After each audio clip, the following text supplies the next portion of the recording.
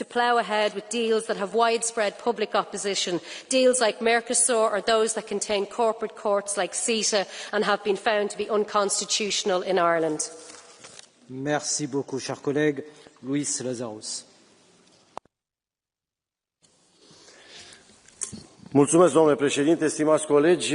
Poate că avem o problemă greșită de abordare și poate că, știu eu, Comisia Europeană confundă negocierile cu Statele Unite și cu președintele Trump cu negocierile pe care le are de obicei cu vreo țară din Uniunea Europeană. Și la ce mă refer? Președintele Trump a venit la conducerea Statelor Unite și a găsit Statele Unite cu o datorie de 37 de trilioane și nu s-a gândit o secundă să pună biruri noi pe populația americană.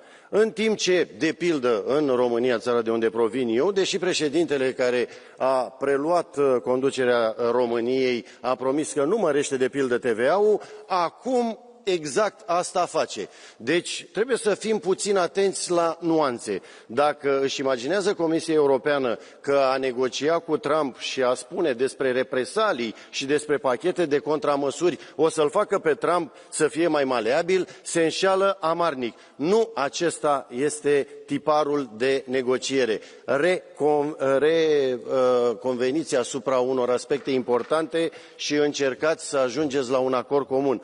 Altfel, îmi pare rău. Merci beaucoup, Zeliana Zovko. Merci, Monsieur President. Dear Commissioner, we are here to talk about EU-US trade. The negotiations with the US are taking shape, and the positive framework agreement by the deadline set by our transatlantic partners is expected from you, dear Commissioner. Although we are diversifying our trade with our like-minded partners, we must not forget that a deal with the US would bring certainty for our businesses, which are losing employment and trade opportunities every day while caught in this vacuum.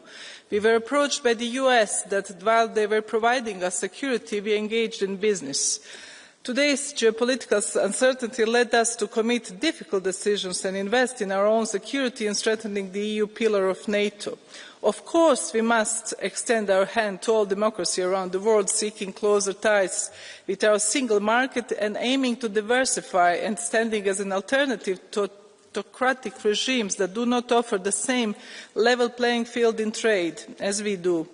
We support you, dear Commissioner, in your negotiations and your efforts in preventive trade diplomacy to avoid any further tensions between us, because 16 million jobs on both sides of the Atlantic cannot afford to suffer any longer. We will also await full inclusion and the approval process of this agreement of our Parliament. And let us make this deal win-win outcome and the foundation not only for beautiful trade, but also a long, beautiful friendship. We deeply need this in these geopolitical uncertainties. Thank you. Merci. Merci de bien vouloir respecter votre temps de parole. Brando Benifei. I dazi illegali statunitensi fuori da ogni regola dell'Organizzazione Mondiale del Commercio stanno colpendo già il 70% delle merci europee. L'Unione sta negoziando in buona fede, anche grazie al suo lavoro, commissario Sefcovic, proprio come si fa tra alleati, ma oggi l'Europa viene trattata sempre più come un avversario, non come un partner. Questo non è accettabile, deve cambiare. Nel momento in cui un accordo quadro, una prima tappa, verrà concordata, questi dazi dovranno essere in larga parte rivisti, altrimenti l'Unione Europea dovrà adottare subito contromisure serie sui beni ma anche sui servizi. Alcune contromisure sono già pronte e vanno attivate, altre andranno preparate per disincentivare ulteriore volatilità e caos, inevitabili se rimanessimo inermi. Non possiamo più muoverci da un ultimatum all'altro, mettiamo noi delle scadenze chiare a questo punto per arrivare a un accordo definitivo che sia mutualmente vantaggioso. L'unità dell'Europa è messa alla prova e noi dobbiamo rispondere da europei, con fermezza, con coerenza, con coraggio, dimostrando che alle parole seguono i fatti. Grazie. Merci beaucoup. Jorge Martín Frías.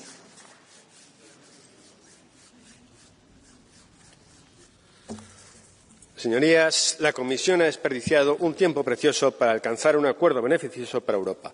Pero no solo eso, ha entorpecido activamente las negociaciones. En primer lugar, se malgastaron meses en una dramatización innecesaria promovida por la propia Comisión. movida más por prejuicios ideológicos y por la histeria anti-Trump que por el interés general. Se dedicó tiempo a alarmar a los europeos sobre unas tarifas negativas para todos, mientras se mantienen intactos los auténticos aranceles que empobrecen a los continentes europeos, el Pacto Verde, la Agenda 2030 y otras tantas imposiciones burocráticas. En segundo lugar, no es inteligente insultar a alguien con quien se quiere alcanzar un acuerdo. En este sentido, es oportuno recordar las palabras de un vicepresidente de este Parlamento, del Partido Popular Español, que se refirió al presidente Trump como el ogro naranja y el macho alfa de una manada, o las recientes declaraciones de una presidenta de la Comisión de INCO que se ha referido como matón al presidente de una nación democrática. ¿De verdad creen que así se construye una relación sólida con nuestro principal socio estratégico? Tampoco ayuda que el Parlamento, fruto de la coalición de populares y socialistas, se negara a condenar el intento de asesinato contra un candidato presidencial que hoy ha sido elegido democráticamente con una mayoría que muchos mandatarios europeos desearían para sí. ¿Qué es lo que hay que hacer entonces? Negociar, negociar y negociar. Y dejar atrás, de una vez por todas, el antitrumpismo visceral que ha contaminado la política exterior. Porque nadie quiere esos aranceles.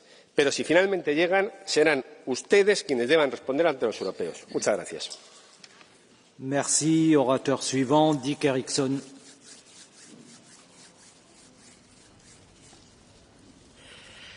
Vi måste höja blicken och se sammanhanget som vi befinner oss i. Och historikern Niall Ferguson talar om ett kalla kriget 2.0, alltså en stor global motsättning framförallt mellan USA och Kina, och det handlar då om teknologi, om naturresurser och territorier, och i detta är också då handeln och tullarna ett bråk som har uppstått i detta. Vi är mera en åskådare när det gäller den delen, och jag tycker att vår uppgift är att se till att vi får så låga tullar som möjligt och åt båda hållen. Europa har ju haft högre tullar mot USA på vissa områden än vad USA har haft mot Europa. Så att vi ska inte vara så överlägsna i att vi skulle vara för frihandel mer än USA. Det gäller att hitta den gemensamma nämnaren och välja om vi står på västvärldens sida eller om vi står på Kinas sida. Tack. Merci beaucoup. Orateur suivant, Dan Barna. Thank you, Chair. As we face challenging trade talks with our American partners, we must not forget the vital importance of our transatlantic bond. For over 70 years, the partnership between Europe and the United States have been the foundation for global prosperity and security. This is about more than just tariffs. It is about our shared democratic values and our joint responsibility to tackle global challenges, from climate change to cybersecurity. Choosing protectionism now would be a huge error. Undoing decades of shared progress, we must work towards a fair trade relationship that strengthens both sides, guided by a spirit of cooperation. Let's be inspired by President John F. Kennedy, who said, "We must seek a world where peace is not a mere interlude between wars, but an incentive to the creative energies of humanity." In that spirit, let's use our energy to build a stronger, safer future for both the European Union and the United States. Thank you. Merci beaucoup, cher collègue. Sergei Legodinsky. Dear colleagues, let's be honest. This isn't just a trade dispute anymore. It's pressure, it's coercion, it's a deal-making of the worst sort.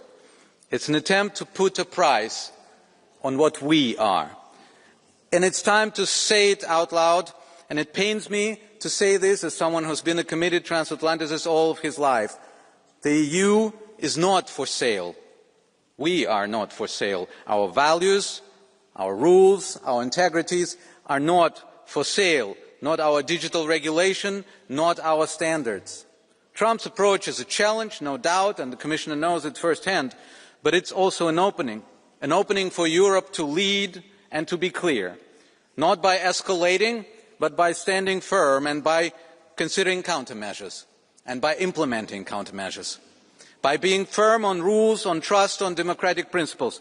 Now it's time to build alliances, new alliances, with US states, with cities, with civil societies, with people who walk on the street against Trump, and with global partners as an alternative to the US. Merci beaucoup, cher collègue. Marina Mesure. Merci, Monsieur le Président. L'ultimatum de Donald Trump devait arriver à échéance aujourd'hui. Nous avons gagné un léger sursis, mais les termes du chantage n'ont pas changé. Si nous ne cédons pas à ces demandes sur le numérique, la fiscalité, le commerce, il étouffera notre économie.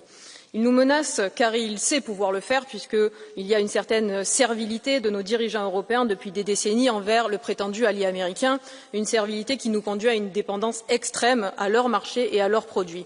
Cette dépendance tue dans l'œuf toute velléité de faire émerger des acteurs nationaux, régionaux, essentiels à notre souveraineté. Nous sommes vulnérables, comme beaucoup d'autres pays qui ont vu leur économie déstabilisée par des sanctions américaines et des changements de leur politique douanière. Trump ne négocie pas, il a servi. Et nous ne sommes pas ses partenaires, mais ses vassaux. Alors, dans ce contexte, il est temps de faire pour nous un choix crucial, celui d'un véritable protectionnisme solidaire, capable de réduire notre dépendance. Commençons par un Buy European Act pour ne plus avoir besoin du marché américain pour créer des emplois. Taxons la rente sur la propriété intellectuelle. Nous en avons les moyens, il ne manque que la volonté politique d'y parvenir. Il est donc temps de faire le choix d'être insoumis à Washington. Merci. Merci beaucoup, cher collègue. Kateřina Konečná. Děkuji, pane komisaři, kolegyně a kolegové. Dle dosavadních zpráv se zdá, že obchodní dohoda se Spojenými státy není na obzoru, i když si zrovna americký prezident pochvaloval, jak hezky se k němu Ursula von der Leyenová a lidé z komise chovají. Pro mne není překvapením, že se komise chová hezky k americkému prezidentovi. Pro mě je hlavní, aby se Evropská komise začala chovat hezky k evropským občanům. Přijmout 10% cla na všechny výrobky je 5% navýšení průměrných cel a náš průmysl i občané na to prostě doplatí. Chápu, že ne ve všem můžeme změnit názor americké administrativy a že dohoda, kterou budeme muset přijmout, nebude ideálním řešením, ale za vybírání obchodních partnerů zodpovědní jsme. Snažme se tedy o co nejlepší dohodu se Spojenými státy, ale zároveň hledejme partnery jinde po světě, bez keců a vměšování se do jejich vnitřních záležitostí. Je totiž lepší mít několik skutečných partnerů, než jednoho pánička, pro kterého jsme fackovacím panákem a ke kterému se musíme chovat hezky. Děkuji. Merci beaucoup, cher collègue. Daniel Caspary.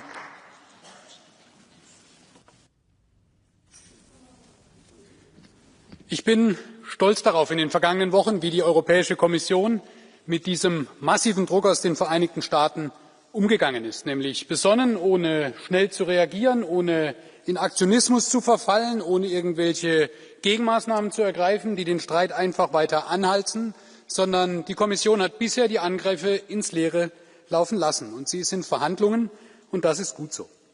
Was mich aber schockiert ist, wie die Vereinigten Staaten das doch maßgeblich von ihnen aufgebaute globale System gerade massiv zerstören. Es sind schon etliche Kollegen darauf eingegangen. Das heißt, die erste Aufgabe ist doch, dass wir bitte versuchen, Herr Kommissar, dass wir unsere Handelsabkommen mit anderen Ländern, mit Indien, mit Indonesien, mit dem Mercosur endlich abschließen. Dass wir zeigen, wir haben ein Interesse daran, dass der Rest der Welt stabil bleibt, dass wir eben nicht zulassen, dass Wildwest à la Amerika sich durchsetzt, sondern dass wir der neue Stabilitätsanker in der globalen Handelswelt werden. Und zum Zweiten, ich wünsche mir, dass wir einfach stabil bleiben. Ich bin der festen Überzeugung, wenn wir uns eben nicht unter Wert verkaufen, und ich kann da nicht nachvollziehen, was einige Kollegen hier gesagt haben, sondern wenn wir standfest bleiben, wir sind doch wirtschaftlich mindestens genauso groß wie die Vereinigten Staaten. Und mit der gerade beschriebenen Plattform sind wir gemeinsam mit den Partnern deutlich größer. Wenn wir also etwas Mut haben, nicht sofort nachgeben, dann werden wir in den nächsten Tagen eine gute Vereinbarung bekommen. Das muss unser Interesse sein. Gemeinsam zusammenstehen, sich nicht auseinandertreiben zu lassen, und dann werden wir am Ende diejenigen sein, die das freundliche Lächeln eines Siegers im Gesicht tragen. Vielen Dank. Dear colleague, you have a blue card. You accept? Okay, from our colleague Caspary. Sipper. Thank you, Mr. Vice President. In accordance with rule number 178, number 10, the last sentence, I would also like to be able to react to the reply that the colleague will give me. Vielen Dank, Herr Kollege, dass Sie die blaue Karte akzeptiert haben. Ich kann Ihnen in dem Bedürfnis nach Standfestigkeit nur zustimmen.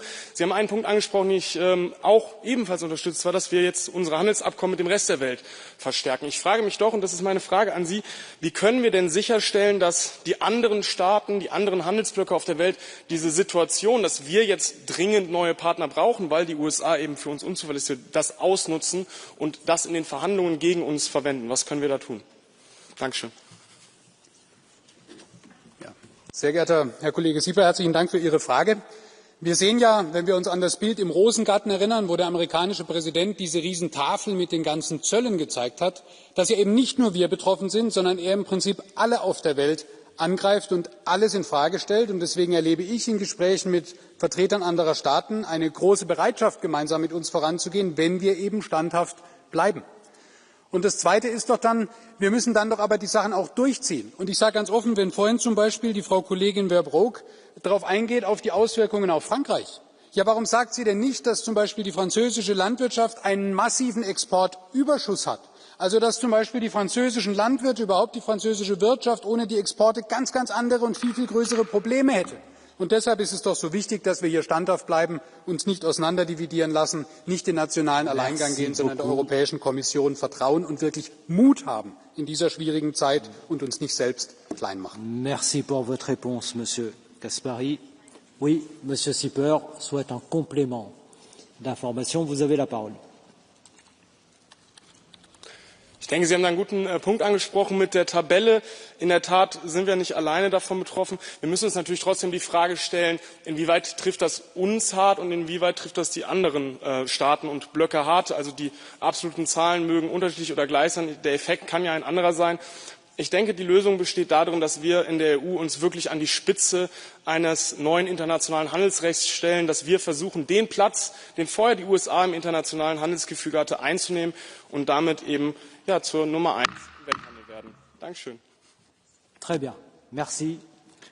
Cette petite discussion est close et je donne la parole à l'orateur suivant, Alex Agius-Saliba. Grazzi Sur President, Viċi President tal-Kommissjoni, ma ngħidx għalik u għal dawk illi bħalissa timexxu n-negozjati mal-amministrazzjoni Amerikana. Huwa impossibbli li taħdem ma' persuna erratika u inaffidabbli bħal President Trump. Illum iħabbar it-tariffi u l-għada jipposponihom biex imbagħad l-għada jerġa' jibda jgħeddet bihom ukoll. Ir-relazzjonijiet kummerċjali definittivament ma jaħdmux hekk. Fl-aħħar mill-aħħar huma ċ-ċittadini tagħna li ser ikollhom iġorru l-peace permezz ta' żieda fil-prezzijiet illi l-konsumaturi ikollhom iħallsu. Hemm żbilanċ.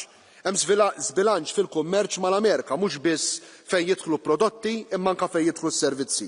U l-Ewropa sallum il-ġurnata da wisq dipendenti fuq big tech Amerikana. L-aħħar ħaġa li nixtiequ hija li ndajfu r-regolamenti diġitali tagħna bħall-att dwar is-swieq diġitali sabiex noġbu lill-Amerikani. M'għandniex naqgħu f'din in-nasba. Jekk irridu jagħmlu n-negozju fis-suq tagħna suq ta' 500 miljun konsumatur iridu joqogħdu għar-regoli tagħna. Il-mixja tagħna lejn it-trasformazzjoni diġitali msejsa fuq il-valuri mhux għodda ta' skambju f'dawn in-negozjati. Jekk Apple, Google, Meta u X ma jirrispettawx il-liġi għandhom jiġu multati. Nistennew li l-Kummissjoni ma żżommx lura milli tinforza ir-regoli diġitali tagħna. Merci beaucoup, cher collègue. Gilles Penel. Le logiciel de la Commission européenne est has-been, ringard, dépassé. Accroché au dogme du libre-échange et de l'ouverture des frontières, l'Union européenne ne voit pas que le monde a changé. Les grandes puissances comme la Chine, les États-Unis ont mis fin à la mondialisation libérale et protègent leur économie. Pendant ce temps-là, la Commission négocie des traités de libre-échange avec l'Ukraine, le Mercosur, qui vont tuer notre agriculture. Tout ceci s'ajoutant, bien évidemment, aux traités de libre-échange avec le Maroc, la Nouvelle-Zélande, l'Afrique du Sud. Vendre des voitures allemandes semble être le seul objectif de l'Union européenne, qui a sacrifié les vins et spiritueux français. Madame von der Leyen est disqualifiée pour mener le bras de fer avec les États-Unis et protéger notre économie. Il faut écrire une nouvelle page de l'histoire européenne sans Madame von der Leyen. Merci. Adrian Georges Axigna. Salut intenția Comisiei Europene de a ajunge la un acord cât mai rapid cu Statele Unite ale Americii privind tarifele comerciale, în ciuda amânării deadline-ului pentru august. Predictibilitatea este bună și pentru piețele financiare, dar și pentru companiile europene. Realitatea este că s-a ieșit dintr-o logică de alianță și s-a intrat într-una tranzacțională, pentru că Europa are o fiscalitate opresivă prin comparație cu America. Apropo de fiscalitate, guvernanții din România susțin că actuala Comisie Europeană este cea care le-a cerut creșterea TVA de la 19 la 21% pentru corectarea deficitului bugetar. Asta e tendința în mai multe locuri din Europa, în timp ce America are cel mai mare pachet de tăieri de taxe și impozite din istoria sa.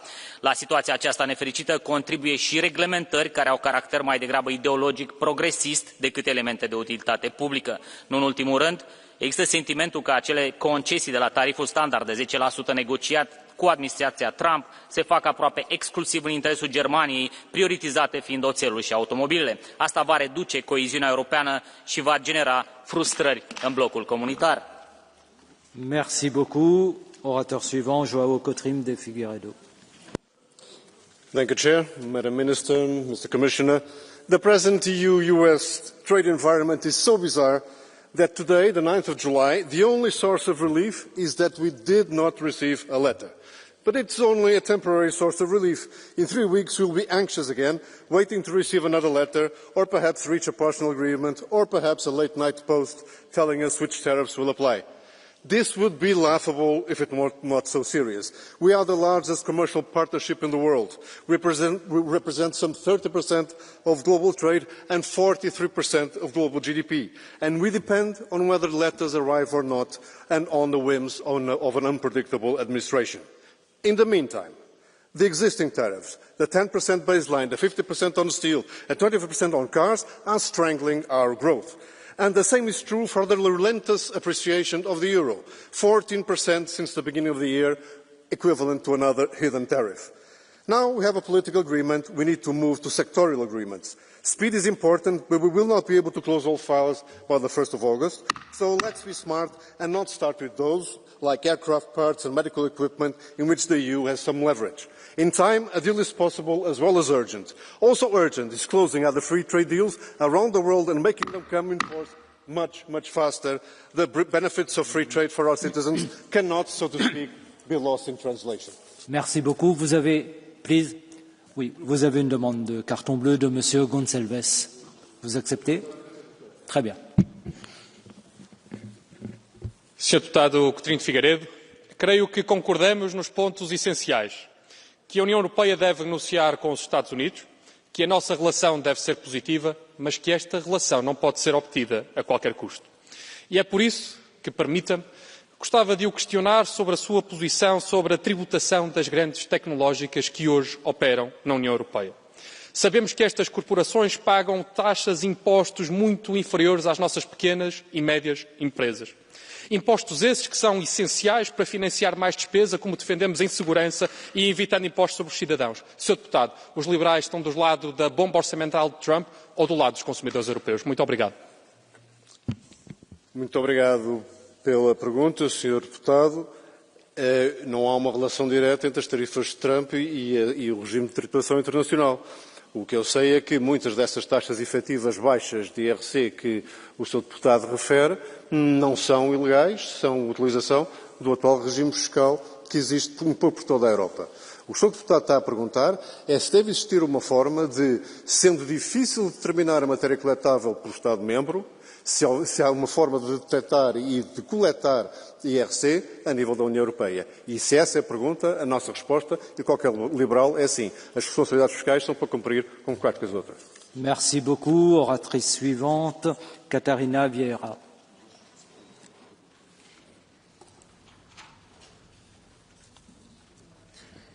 Dear Chair, dear Commissioner, today the Commissioner came to us to say that the trade war seemed to be turning into some sort of trade truce, even though we don't know that much yet in detail about the content. In any case, I'm very happy to hear that for you our legislation remains a non-negotiable point. It can't have been easy to negotiate with the Trump administration. The amount of U-turns on deadlines and tariff rates is unprecedented. With that unstable background and knowing that nothing binds Trump to a final deal, we must always proceed with caution. And while the EU might be able to strike a deal, this is unlikely to be the case for most of the world. For many, the absurdly high tariffs are still on the table, and this poses a huge challenge for developing nations. The compound impact of high tariffs and the cuts in development assistance risks all the progress that has been made on the poorest economies and, by consequence, on the Sustainable Development Goals.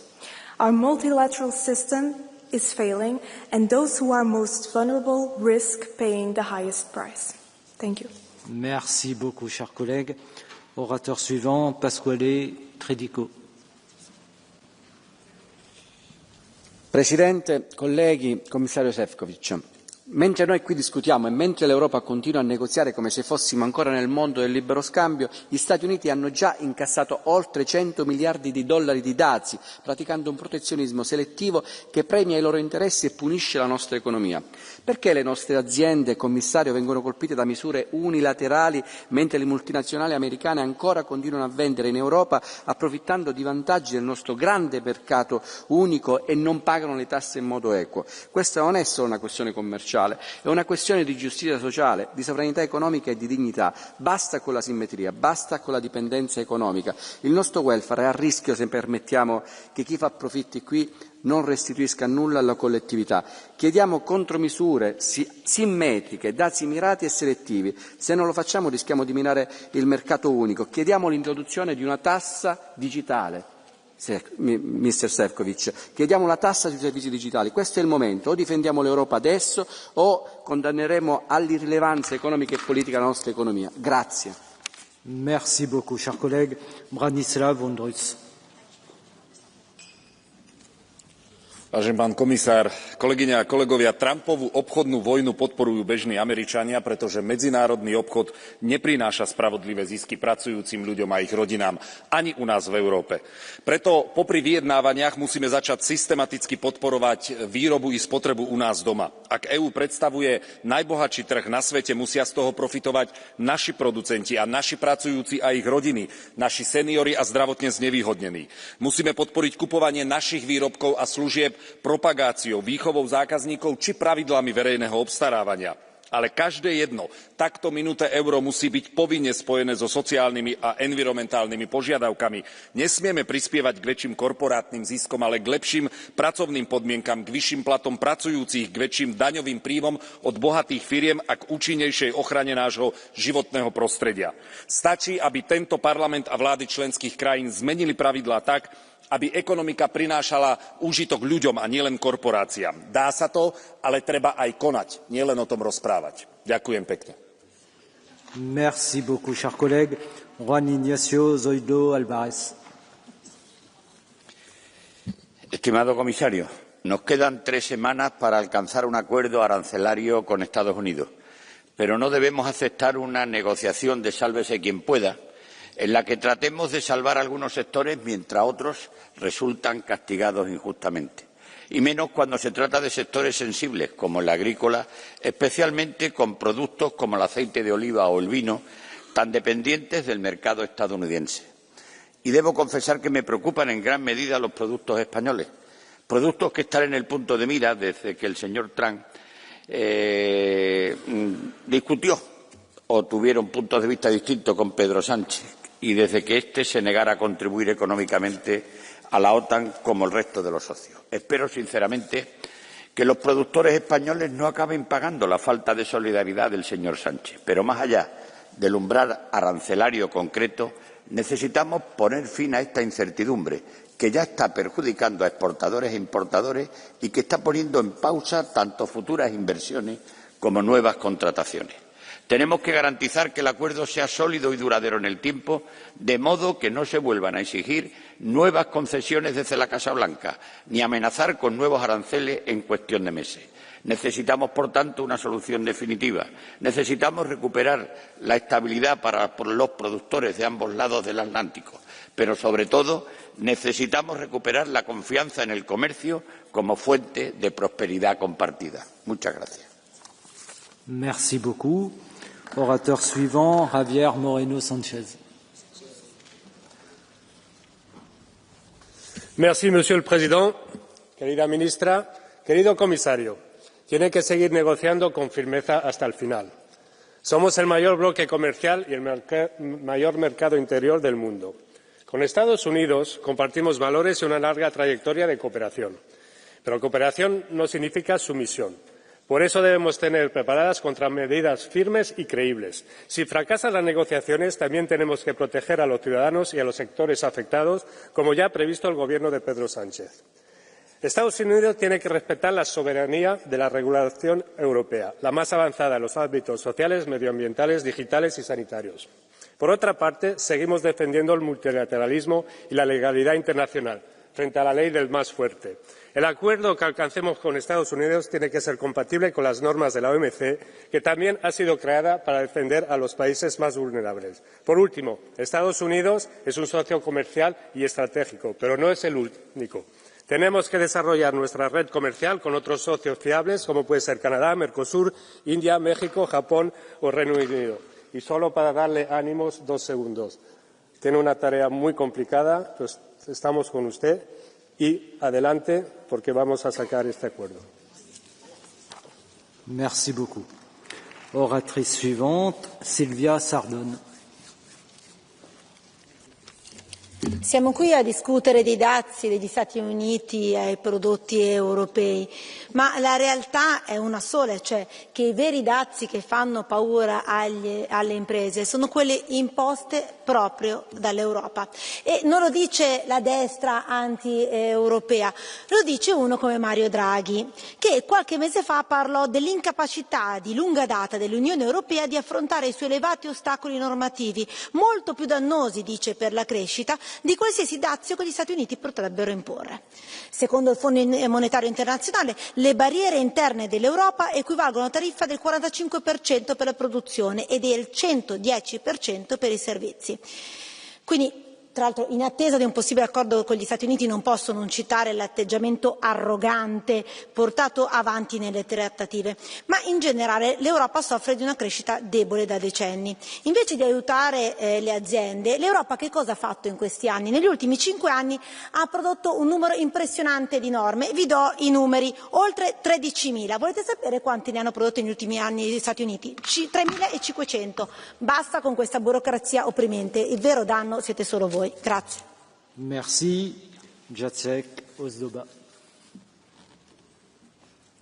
Bardzo dziękuję, szanowny panie przewodniczący, panie komisarzu. Make America great again, make Europe great again. To słowa, które są istotne, bo jeżeli Europa chce być dzisiaj konkurencyjna, chce rozmawiać na temat handlu, musi wrócić do korzeni, musi odrzucić czy wyrzucić do kosza te wszystkie ideologiczne pomysły, które są na tej sali. Setki godzin dyskusji na tematy, które nie mają żadnego odzwierciedlenia później w dobrych rozwiązaniach dla gospodarki. Drill baby drill, tak mówi prezydent Stanów Zjednoczonych. A co mówi Europa? Zamykajmy przemysł, blokujmy rozwój przedsiębiorstw, dorzucajmy jeszcze dodatkowych podatków, wymyślajmy jakieś ideologiczne aspekty, zakazy rejestracji samochodów spalinowych, a Ameryka odżywa i zaczyna funkcjonować w sposób normalny. Więc jeżeli dzisiaj Europa chce pójść w stronę, że chce być konkurencyjna, chce mieć tą dobrą wymianę handlową ze Stanami Zjednoczonymi, to przede wszystkim w czwartek odwołajcie Ursulę von der Leyen, bo ona dzisiaj ma twarz porażki również w relacjach ze Stanami Zjednoczonymi, bo dzisiaj europejska gospodarka ponosi konsekwencje za tą błędną politykę. Dziękuję.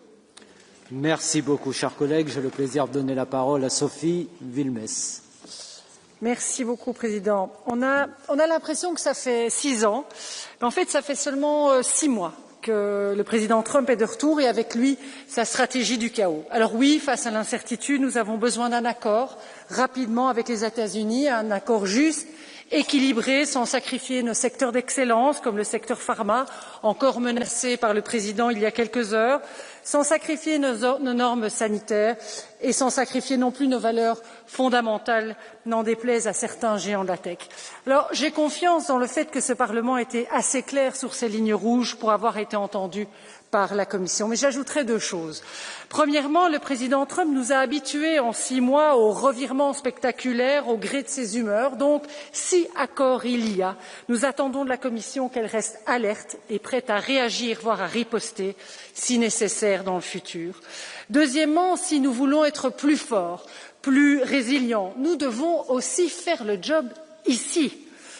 Car ce n'est pas l'élection du président des États-Unis qui nous empêche, par exemple, de concrétiser le rapport Draghi, d'approfondir le marché unique. Alors, nous attendons ces réformes rapidement, beaucoup plus rapidement. Merci. Merci beaucoup, cher collègue. Lukas Sieper. Liebe Menschen Europas, mit Anfang 20 eröffneten ein Freund und ich ein Steakhouse. Die Geschäfte liefen gut bis zu einem Eigentümerwechsel unseres Lieferanten für T-Bone Steaks und Whisky. Plötzlich forderte dieser Lieferant Neuverhandlungen laufender Verträge, drohte uns mit Lieferstopps und Preiserhöhungen. Und zeitgleich erfuhren wir, dass der neue Eigentümer mehrfach Geschäftspartner betrogen hatte, frühere Unternehmen regelmäßig insolvent gegangen waren, er Mitarbeiter diskriminierte und regelmäßig beleidigend wurde. Ich war erschüttert.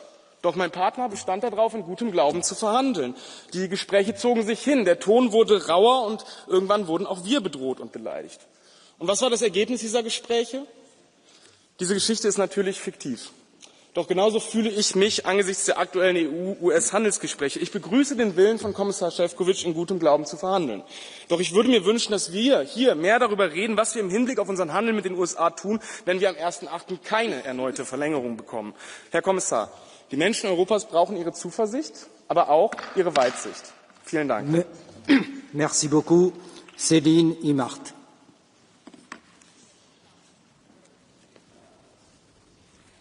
Monsieur le Commissaire, chers collègues, le America First est plus qu'un slogan.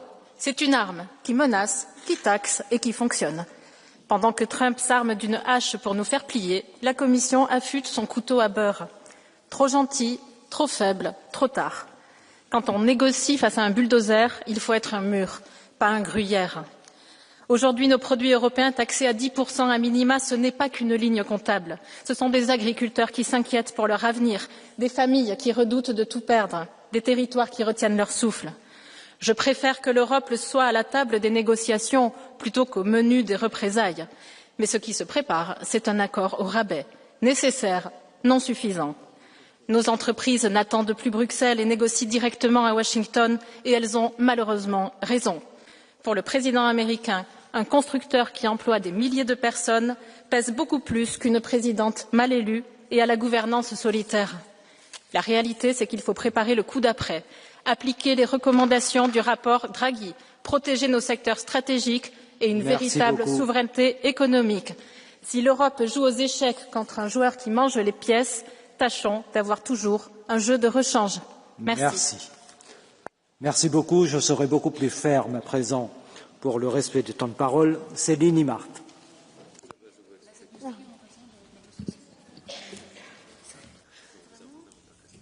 The European Union must stand firm and unwavering in the face of threats and intimidation. While the United States remains a vital trade partner, as has been said by many other colleagues here, and they are also a key global actor, recent signals from the US under Trump have made it clear America is no longer what it used to be. Therefore, EU can't act as it used to act. As Europeans, we must be unequivocal. We will not accept trade agreements founded on blackmail or threats. The far right, both in the US and here in Europe, in our parliaments, are eager to undermine our standards, to roll back protection of consumers, workers and our climate, all to serve oligarch interests. The EU must, however, negotiate from a position of strength, transparency and integrity. We owe it to our citizens to defend our values, to defend our model and to defend our future. We must stand united and resolute, because our strength lies in our unity and in our unwavering commitment to our principles. Merci beaucoup, cher Evelyne Ninsir. Pierre Pimpi. Chers collègues, les échanges entre les États-Unis et l'UE sont essentiels, mais doivent fonctionner sur la base de la réciprocité. Les États-Unis défendent leurs marchés et leurs entreprises. Chez eux, les contraintes sociales, fiscales et environnementales sont plus faibles. Les coûts de l'énergie sont plus avantageux. Chez nous, c'est tout le contraire. Les normes les plus strictes, les coûts les plus néfastes s'appliquent à nos entreprises seules. Nous sombrons sous le fardeau de nos propres règles. Les États-Unis ne sont pas responsables de nos maux. C'est nous qui chérissons la lubie du pacte vert. C'est nous qui préférons la folie fiscale. Avec le nucléaire, nous serions les rois. Mais avec l'éolien non rentable, nous brassons du vent. Ce ne sont pas les États-Unis qui défendront nos industries et notre souveraineté. C'est à nous seuls de le faire. Nous devons nous battre. Je vous remercie. Merci beaucoup. Anna Zalewska. Panie Przewodniczący, Panie Komisarzu, ze strategicznym partnerem handlowym i gwarantem bezpieczeństwa również Europy należy rozmawiać z szacunkiem, w duchu partnerstwa i w pełni odpowiedzialności za słowa. Również za słowa, które padają tutaj. Komisja Europejska ma dużo do zrobienia, żeby zatrzeć złe wrażenia z kampanii wyborczej. Pogarda jest zapamiętywana. Od pogardy trzeba się odciąć, by tworzyć atmosferę do dobrych warunków, do dobrych negocjacji, do dobrych umów. Jednocześnie Komisja Europejska chyba musi zostać odpytana, no nie przez panią komisarz von der Leyen, ale może przez Parlament Europejski, ze znajomości raportu Draghiego, który wyraźnie wskazuje, co się dzieje z konkurencyjnością Europy. Mamy walczyć o swoje, ale pamiętać o tym, że każdy zasługuje na partnerstwo. Merci beaucoup, Massimiliano Salini. Grazie. Noi sappiamo bene che i dazi americani e le provocazioni, anche spesso fuori misura purtroppo, non aiuteranno la manifattura statunitense a ripartire. Quello che costituisce il segreto per l'economia americana, per l'economia europea, per l'economia mondiale è il legame tra gli Stati Uniti e l'Unione Europea. Con meno del 10% della popolazione mondiale facciamo quasi il 50% del valore economico mondiale, quindi non siamo divisibili, nemmeno dalle peggiori provocazioni. E questo è il motivo per cui è molto corretta la modalità con cui l'Unione Europea ha deciso di non reagire alle provocazioni, perché nei negoziati buoni il clima non è dettato dall'atteggiamento dell'avversario, ma dalle condizioni date, e le condizioni dicono che noi possiamo collaborare, costruire, proporre come stiamo facendo. Su questa partita, in modo costruttivo, abbiamo dimostrato quello che in altre partite non siamo ancora riusciti a dimostrare, ad esempio in politica estera, cioè che sulla politica di commercio internazionale l'Unione Europea ha un numero di telefono a cui chiamare. Grazie. Merci beaucoup, Jean-Marc Jarmin. Monsieur le Président, chers collègues,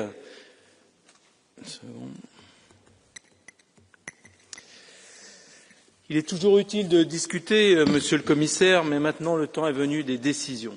Le silence de la Commission n'a que trop duré. Que veut Trump? Il le dit lui-même. En premier lieu, de l'argent. Avec les 10% déjà applicables, le revenu des droits de douane aux États-Unis est passé de 5 milliards par mois à 25 milliards par mois. Et cet argent, il n'est pas prêt à y renoncer. Le deuxième objectif de Trump, il est clair. Il est d'imposer à ce que nos entreprises qui vendent aux États-Unis s'installent aux États-Unis. Et c'est là le plus grand risque pour l'Europe. Non seulement perdre nos emplois à l'export, mais en plus que les produits de nos entreprises destinés au marché européen soient désormais fabriqués aux États-Unis et réimportés en Europe. Et ça, nous ne pouvons en aucun cas le laisser faire. Alors ce que doit faire l'Union européenne est simple, garantir la neutralité, quelles que soient les décisions de Trump. Si c'est 10%, imposons 10%. Si c'est 25%, 25%. Ni faiblesse, je termine, Monsieur le Président, ni surenchère, simplement la justice commerciale, et que cela nous serve de leçon. Cessons d'être des bisounours. Un partenaire commercial peut toujours se muer en adversaire commercial. C'est ce qui se passe. Je vous remercie. Merci beaucoup. Orateur suivant, Francisco José Milán Mon. Gracias, presidente. Agradezco también al comisario la información facilitada. Estamos en momentos de gran incertidumbre y preocupación, pero afortunadamente, por lo que nos ha dicho, parece que nos acercamos ya a un principio de acuerdo con Estados Unidos. La relación económica con este país es muy intensa. El comercio de mercancías y también servicios, cuantiosas inversiones recíprocas, compras en materia energética, importantes relaciones políticas y de defensa. Yo siempre he pensado que era importante negociar un acuerdo amplio, que abarcara distintos ámbitos de la economía para que las dos partes pudieran obtener beneficios y no centrarnos exclusivamente en puntos demasiado específicos. Si el Reino Unido alcanzó un acuerdo y China un principio de acuerdo, nosotros también podemos hacerlo, como usted hoy nos anuncia. Una escalada no interesa a ninguna de las dos partes. Necesitamos que este principio de acuerdo sea equilibrado y que no afecte negativamente a sectores sensibles de la economía europea, ni discrimine a unos países frente a otros. En este sentido, como diputado español, yo también quiero alzar mi voz en defensa del sector agroalimentario, que ya se ha visto perjudicado en el pasado por aranceles injustos. Termino. Tenemos que profundizar en la diversificación de nuestro comercio. Por ejemplo, el acuerdo con Mercosur. Merci beaucoup, cher collègue. Cristina Maestre. Señor presidente, la Comisión Europea está negociando desde la buena fe y en defensa de los intereses de Europa. Valoramos mucho el inmenso trabajo que está realizando el comisario Sefcovic, pero ya sabemos cómo se las gasta Trump. No debemos ceder a sus chantajes ni a la política de los hechos consumados. Los aranceles son un ataque injustificado al orden multilateral y una violación flagrante de las reglas de la OMC. Y lo más lacerante es que mientras Trump arremete contra nuestra industria europea, nuestra agricultura y nuestra soberanía, aquí hay grupos de la extrema derecha que aplauden y respaldan sus amenazas de aranceles desproporcionados. Europa no merece representantes tan desleales. Nosotros defendemos el diálogo y la negociación, pero si Trump se empeña en saltarse las relaciones comerciales basadas en reglas, que no nos tiemble el pulso para defender a nuestras industrias. Contamos con un abanico de herramientas de represalia, entre otros el instrumento anticoerción. Si el diálogo y la diplomacia no le valen a Trump, lo mismo le valen las medidas de retorsión y que él mismo responda ante sus ciudadanos y sus empresas. Mucha fuerza, comisario, cuenta con nuestro apoyo. Negociación y negociación hasta el final y, si no, inteligencia y firmeza. Merci beaucoup, cher collègue. Myriam Lexman. Thank you, Chair, Commissioner, colleagues. The US is not only the largest trading partner, but also our closest ally. We share a rich history, common values and traditions. The transatlantic relationship is the foundation of our mutual prosperity and security, and tariffs benefit neither side. The only benefit totalitarian regimes like China and Russia, the same regime that threaten our security, our economy and the rules-based order. Let's prompt cooperation in areas that address our common risk as the part of the tariffs negotiations. That is what the US is expecting from us too. I call on the Commission to propose how we can jointly address China's dominance in critical raw materials, how to protect our markets from forced labour, which produce the forced labour, and protect the markets from it, and how to secure sensitive data, especially genomic data of our citizens. Thank you very much. Merci beaucoup, cher collègue. Mikael Tola.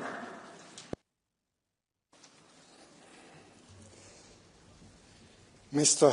President, dear Commissioner, dear colleagues, the EU-US trade ties sustain millions of livelihoods, but today they are under siege by the US administration. President Trump's tariff blackmail is not mere madman negotiation tactic. They are economic disruption, signalling deep distrust and even hostility.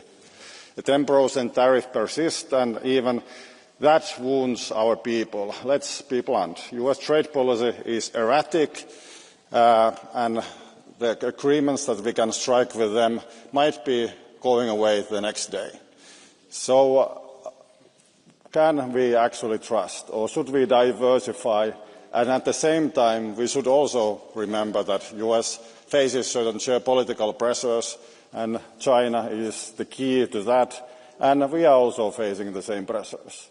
So negotiations based on the same geostrategic positioning might be helpful for both sides. Merci beaucoup. Jessica Van Neuven. Thank you very much, Chair, Commissioner, Minister. A deal can only be reached when the counterpart accepts your term. So we need conversation, not confrontation. And behind the deal, there's companies, there's workers, there's families depending on it. Those are our priorities. So we support you very much, Commissioner, in finding a very balanced deal. But we do have a red line. And that is an equal playing field for our farmers. And that is non-negotiable. This means no chlorine-washed chicken, because that only compensates for poor hygiene, while our farmers need to comply with the strictest hygiene and quality rules. And no meat from animals raised with growth hormones and antibiotic growth promoters. And on countermeasures, let us be very cautious. American tariffs burden Americans, but European countermeasures will hit European jobs. Thank you very much. Nina Carberry. President, Commissioner, Minister, global trade is running low on much needed certainty. And while we can afford some breathing room until August 1st, the need for a clear framework and comprehensive trade agreement with the United States looms large. Ireland's stance remains unchanged. We have constantly called for zero tariffs. Businesses require predictability and stability, from SMEs in Connemara to multinationals along our urban commuter belts. In fact, uncertainty itself may be the highest cost, because when businesses hesitate, investment slows. So while we support you fully, Commissioner, and your team to get the best outcome, I want to again reiterate the focus that we must also move beyond the United States. We need to remove the many barriers that still exist within our own EU single market and simplifying the rules that govern it. We can unlock more trade across Europe. Our economies, jobs and people depend on it. Thank you. Merci beaucoup, Ludek Niedermayer. Thank you. Donald Trump has pushed US trade policy almost 100 years back. Indeed, in the 40s, the US tariffs fall to 10% and then continue declining to pre-Trump 2 to 3%. Now they are heading steeply up. On the top of that, we have that incredible unpredictability. The first who will suffer will be US citizens, US households, who will pay more for the goods and have lower availability of the goods. But the global economy will suffer too, and obviously our businesses will suffer. But let's face the reality. This is where we stand. I am glad to see here that the Commission has strong support from the Council and majority of Parliament to find the best possible solution. I hope we will reach it, but we must be ready also for the other result. At the same time, extending the network of our partnership, but mainly promoting the single market and remove the barriers. That's the way how to eliminate negative impacts of White House policy. Thank you. Merci beaucoup. Paulo do Nascimento. Obrigado, Sr. Presidente. Sr. Comissário, 50% ontem, 10% hoje e amanhã o que será? Perante essa instabilidade, tenho que elogiar pela paciência democrática.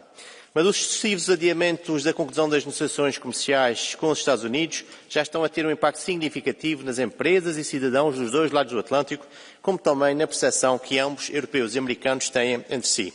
Juntos representamos quase 30% do comércio global e 43% do PIB mundial. E a instabilidade e a incerteza são más para os negócios, mas são ainda piores para as relações transatlânticas que outrora eram intocáveis. Mas a nossa história não nos perdoaria se desistíssemos desta nossa relação transatlântica, pela partilha dos mesmos valores, mas também por razões económicas e estratégicas, com o Atlântico que nos une e nos torna o centro do mundo. Esta é uma necessidade política.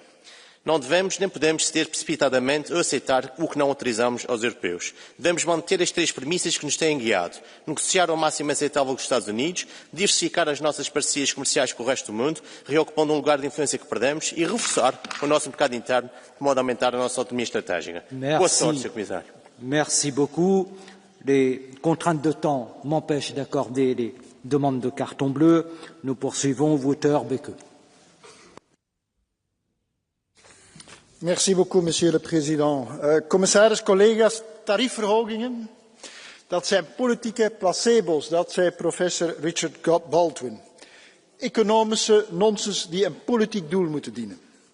In tegenstelling tot president Trump geloven wij beter niet in deze placebo's. De focus van Europa moet zijn het beschermen van onze welvaart, van onze jobs en het inkomen van onze mensen. Europa is niet gebaat bij escalatie. Een deal kan de schade voor onze bedrijven, KMO's en talloze jobs misschien ook beperken. Neem deze verantwoordelijkheid, meneer de commissaris, maar niet op kap van één sector. Verdeel de lasten over de sectoren en over de lidstaten. Maar ook met een deal moeten wij als Europa volop investeren in onze economie, onze onafhankelijkheid en onze concurrentiekracht. Het IMF berekende dat de Europese handelsbelemmeringen ons jaarlijks 1700 miljard kosten.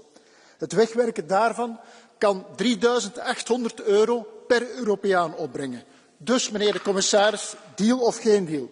Europa moet onze jobs, onze welvaart en het inkomen van onze mensen beschermen. Merci beaucoup, cher collègue. Ingeborg Terdak. Dank u wel, voorzitter, geachte commissaris, beste collega's. Gisteren is de deadline voor het handelsakkoord met de EU verschoven naar 1 augustus. Uitstel geeft aan dat er hoop is op een deal. Deze extra onderhandelingen zijn belangrijk om er samen uit te komen. En als dit één ding aangeeft, dan is het wel dat we als Europa zo snel mogelijk op eigen benen moeten staan. De VS kan niet zonder ons en wij kunnen niet zonder hen. Wij zijn een markt waar de VS vele afhankelijkheden heeft. Daarom moeten wij niet over ons heen laten lopen en tegenmaatregelen voorbereiden. Wij moeten bereid zijn om even onze tanden te laten zien.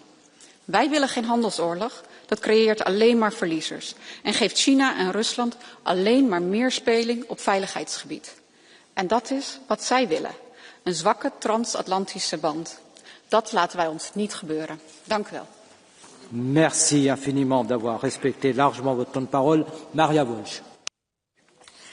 There is no winner when it comes to tariffs between two of the world's largest economies. We've heard this repeatedly throughout this debate.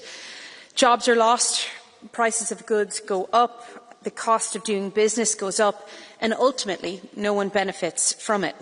Not Americans, not Europeans, neither consumers nor companies gain from what is going on. Giving up on trade relations is not the answer when more than $4 billion worth of goods are crossing the Atlantic. In my own country of Ireland, particularly the west of Ireland, pharmaceutical products, world-leading Irish alcohol like whiskies and gins, other agricultural products like butter and cheeses worth billions meet the demand for quality products of the American consumer. We now have an additional 3 weeks to reach an agreement with the US, and I hope that this delay is a signal that the Trump administration recognises that economic growth stems not from isolation, but from well-functioning relationships with reliable trading partners. And I hope ourselves reform the single market, get better supports for our businesses, and continue to grow the EU. Merci beaucoup. Miralis Rajapantela. Αξιότιμε Πρόεδρε, αξιότιμε Επίτροπε, αξιότιμοι συνάδελφοι. Η σημερινή συζήτηση για τις διαπραγματεύσεις μεταξύ Ευρωπαϊκής Ένωσης και Ηνωμένων Πολιτειών έρχεται σε μια κρίσιμη στιγμή για το μέλλον της ευρωπαϊκής οικονομίας. Η κοινή μας αγορά, το ισχυρότερο όπλο της Ευρωπαϊκής Ένωσης, στηρίζεται στην επιχειρηματικότητα και στο ελεύθερο εμπόριο με τους εταίρους μας ανά το παγκόσμιο. Ακριβώς γι' αυτό τον λόγο θέλω να τονίσω ότι ένας οικονομικός πόλεμος δεν θα ωφελέσει κανένα, ούτε στην Ευρώπη ούτε στην Αμερική. Αντιθέτως, βλέπουμε ήδη ότι δημιουργεί αβεβαιότητα, πλήττει τις επιχειρήσεις, τους εργαζόμενους και τους καταναλωτές και στις δύο πλευρές του Ατλαντικού. Χρειάζεται σοβαρή και μεθοδική δουλειά για τη σύναψη μιας εμπορικής συμφωνίας που θα άρει όσον το δυνατόν περισσότερα εμπόδια και θα επιτρέψει στα αγαθά και στις υπηρεσίες να διακινούνται ελεύθερα, χωρίς δασμούς μεταξύ των δύο υπήρων. Αυτό θα ενισχύσει την ανταγωνιστικότητα, θα δημιουργήσει νέες ευκαιρίες και θα στηρίξει τη βιώσιμη ανάπτυξη. Σας ευχαριστώ. Merci beaucoup. Nous ouvrons à présent la procédure catch the eye. Beaucoup d'entre vous seront frustrés, mais il ne m'est pas possible de donner la parole à toutes celles et tous ceux qui ont demandé un temps de parole, compte tenu des contraintes de temps. Pour commencer, je donne la parole à Regina Doherty.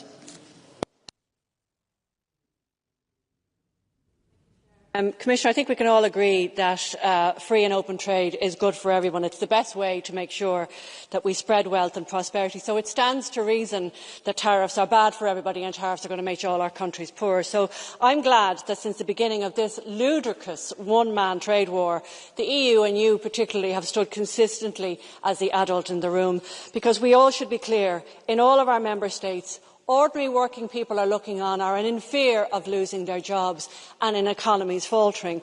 So what we must do is we must protect our agri-food and our drinks industries, our pharmaceutical companies, our heavy good manufacturing. There are so many other sectors that tariffs, even 10%, will result in job losses.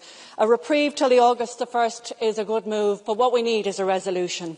We should not be talking about retaliation at this point. We should be talking about a pragmatic solution and European leading the way. So I want to just wish you the very, very good, to assure you that we all stand behind you and your team, and we're very, very proud of the practical approach that you've taken in the last number of months. Thank you, Chair. Merci beaucoup, cher collègue. Maria Grappini.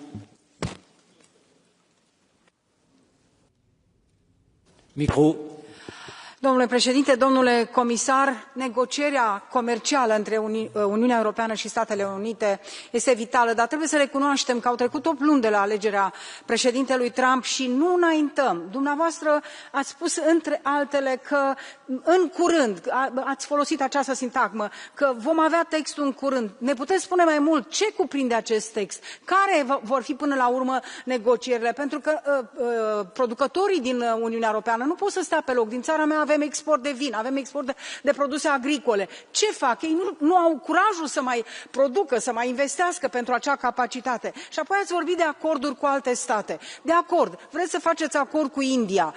Acordurile comerciale pot să submineze producția industrială și vă dau un exemplu. Plăcile ceramice din România, Polonia, Franța sunt acum la pământ. Industria aceasta este la pământ pentru că au intrat din India plăci ceramice cu preț la jumătate. Pentru că India, știm bine, e cel mai mare poluator. Nu respectă nimic, nu plătește nimic. Deci cum să facem să nu subminăm industria europeană? Mulțumesc. Merci beaucoup, cher collègue. Sebastian Tinkinen.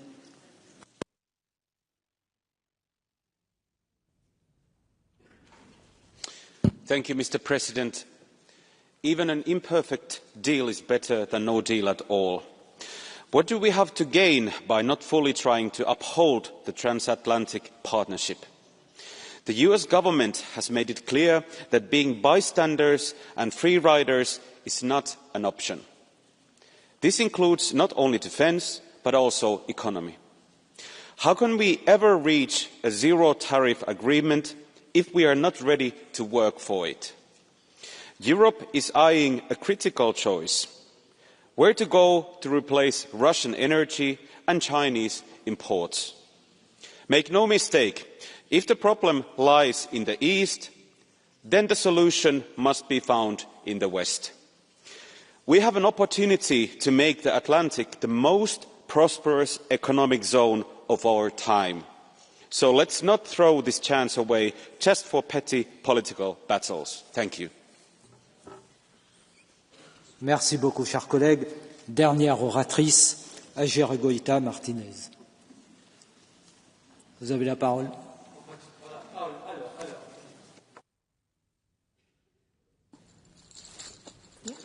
Vous avez demandé la parole, vous l'avez. Merci beaucoup. Bueno, aranceles generalizado del 10%, automoción 25%, acero y aluminio 50%, amenazas del 17% a productos agroalimentarios, anuncios del 50% al cobre, 200% a productos farmacéuticos. Hoy vencía esa amenaza que nos hacía Donald Trump. Ahora la siguiente fecha es el 1 de agosto y estamos a la espera de unas cartas que ya han recibido algunos países como Corea del Sur o Japón. La frase de Donald Trump es que recibir una carta significa un trato, y yo creo que tenemos que decir claramente que una carta con una decisión sobre un arancel es una acción unilateral con toque dictatorial, y desde luego tampoco Donald Trump debiera condicionarnos con quiénes nos relacionamos o no, como es el caso de los BRICS, donde hay países con los que yo desde luego no tengo ningún interés en tener fuertes relaciones, pero desde luego ningunear a quienes suponen la mitad de la población y el 40% del PIB, pues otra evidencia más de su despotismo. Miren, ojalá lleguemos a un acuerdo que sea beneficioso, pero si no es así, les pedimos que quizás sea la Unión Europea quien deba poner plazo límite y activar el plan B. Merci beaucoup. La procédure catch the eye est close. Pour les autres collègues, il vous est possible de faire une déclaration écrite qui sera inscrite au procès-verbal in extenso de notre séance. Et je donne la parole au commissaire Sefcovic. Merci beaucoup, Monsieur le Président, Madame la Ministre, honourable members. First and foremost, I would like to thank you for all your interventions, and I'm sure what was, in most cases, well-meant advice. But at the same time, I would like to tell you that these negotiations are like no other. And from the moment one,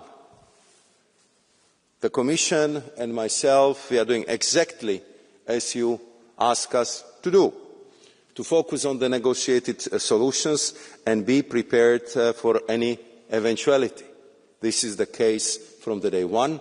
This is the case today.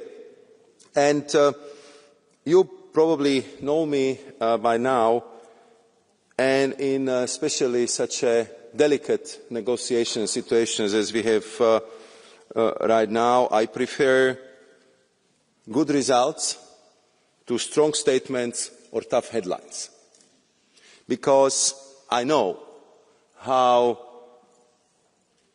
all this, what we are discussing with our American partners, would affect jobs, how it would affect economy, and how trade is important for the economic future of the European Union. Some of you have been referring to the industries. I can tell you that I spend an enormous amount of time talking to the industries which are most impacted by this transatlantic tension. And I can tell you that 99% of them is calling for negotiated solutions. They've been built over the decades as a transatlantic supply chains, and they do not want to be caught in the crossfire of ever-growing tariffs from both sides. So I think that we have to invest as much as possible in negotiations, because the other alternative is always there. And I can tell you that I will pursue it to the last possible moment and try to do my best to land this deal and to get the best possible result.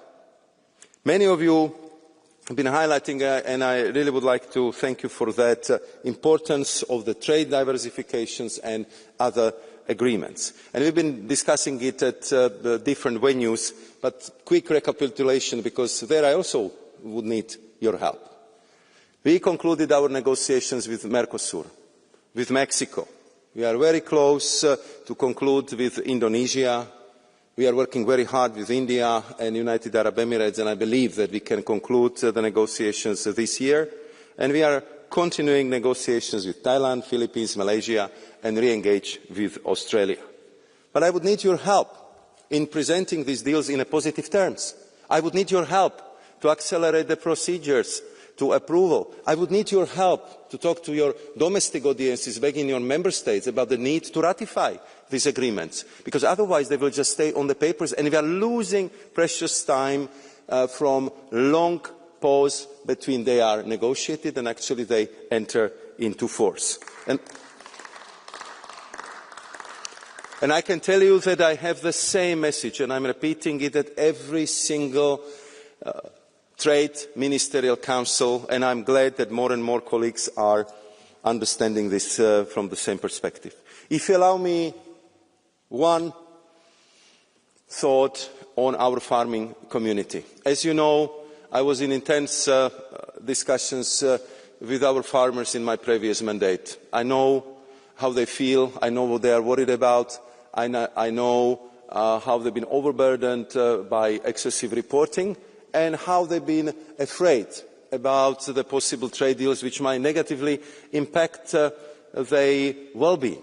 Therefore, we are extremely careful when we negotiate agricultural chapters. Therefore, we are looking for the deals where the partners are net importers of our agri-food products, like Mexico, like UAE. And I think if you travel to these countries, just go to the store, and you will see that these are usually European brands, with most of the agri-food products coming from Europe. We are, in fact, the global superpower in exporting agri-food products. More than 230 billion, with a positive balance of 70 billion. And we want to make sure that it would stay like that. But I would really resent the picture that every trade deal we do, it's at the sacrifice of our farmers, because it's not true. And I'm ready to engage in any discussions together with Agriculture Commissioner Christopher Hansen, who is doing a fantastic job in being in touch with the farming community, who is helping me with negotiating these trade deals, because we want to have a fair deal for everyone. And in the current turbulent situation on a global trading sphere, it's very clear that we need new market access, and we need it now, because European Union economy is deriving half of its GDP from trading. So please help me to make it faster, to make it better, and to deliver better perception of our trade deals with your constituencies, with your voters, because you are influential people and you have that authority, and they will believe you.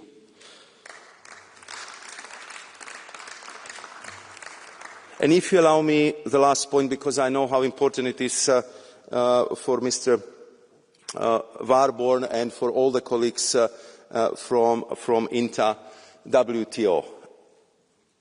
I don't think I'm exaggerating when I can tell you that I have excellent relationship, personal and professional, with Dr. Ngozi, Director General of the WTO. We've been together in many multilateral sessions. And she knows that Europe is a #1 supporter of reform WTO. But the reform, it must be.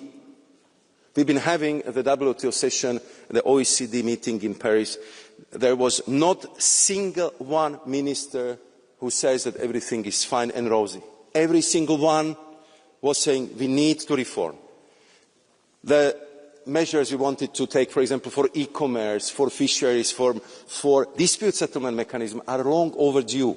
And I think we have to help WTO, we have to help Director General to reform this organisation, and I think the clock is really, really ticking, and the next ministerial in Cameroon in the spring of 2026 would be absolutely crucial in that regard. So I can assure you that we fully understand the WTO, even in the current state with all the issues which are there, we consider it as absolute basic necessary platform for global trading practices, because these are the rules which have been built over 70, 80 years since the Second World War.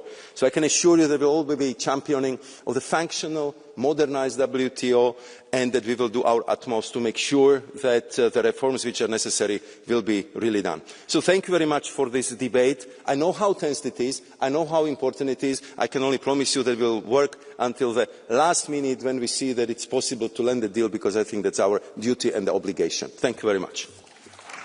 Merci beaucoup, Monsieur Sefcovic. Pour le Conseil, je donne la parole à Madame la Ministre Marie Biron.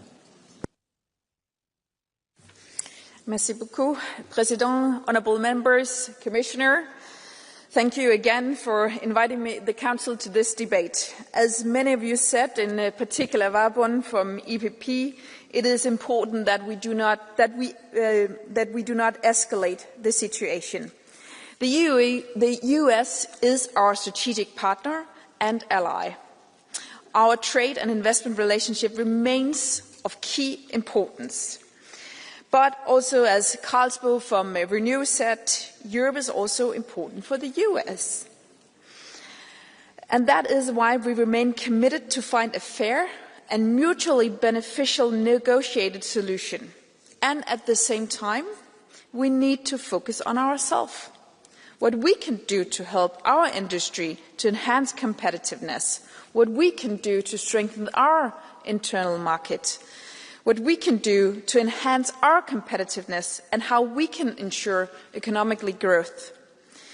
Also, we have to focus on making trade agreements with other countries, as several of you mentioned today. I also listened very closely to your comments about not to break WTO, that the trade has to be predictable, that the EU also should not be dictated, that we should not give in, and that we should remain firm. As Van Brem said from S&D, Svenja Hahn from Renew, and Lange from S&D, they said it very clearly that we should not accept a deal at any cost. We want a deal, and we are ready for a deal, but not at any cost. If the United States is serious about partnership, the next days must be used wisely. We trust the European Commission to lead these negotiations on behalf of the Union with determination and unity.